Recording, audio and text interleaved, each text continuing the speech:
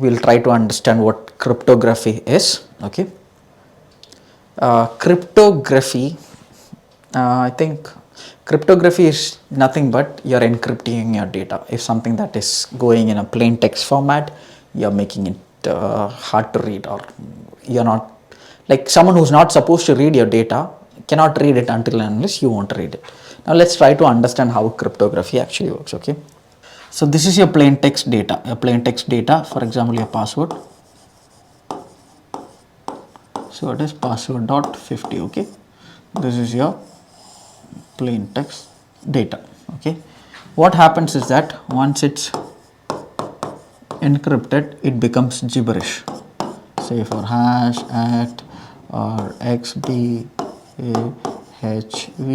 hvgubn. Okay. Now until and unless you have a key, you will not be able to understand that this is your password. So how cryptography, one of the common methods of how cryptography is achieved by asymmetric and symmetric methods. Okay.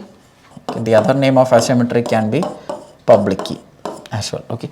So what happens is that in symmetric, both the users A and B have a key called 1 2 3. Okay. They encrypt with this key, they lock with this key, they open with this key. This is symmetric.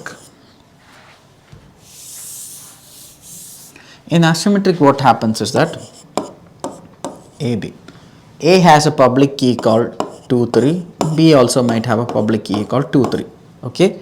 A has a private key which B does not know, which is XXY.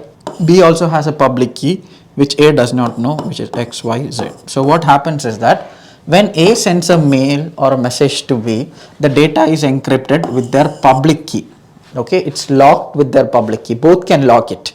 But when B needs to read it, B needs to have this key to open it. That is known as asymmetric. Okay. So in symmetric, the key both people have, the one that is used to lock and open are same. In asymmetric, the one that is used to lock is not the one that is used to open.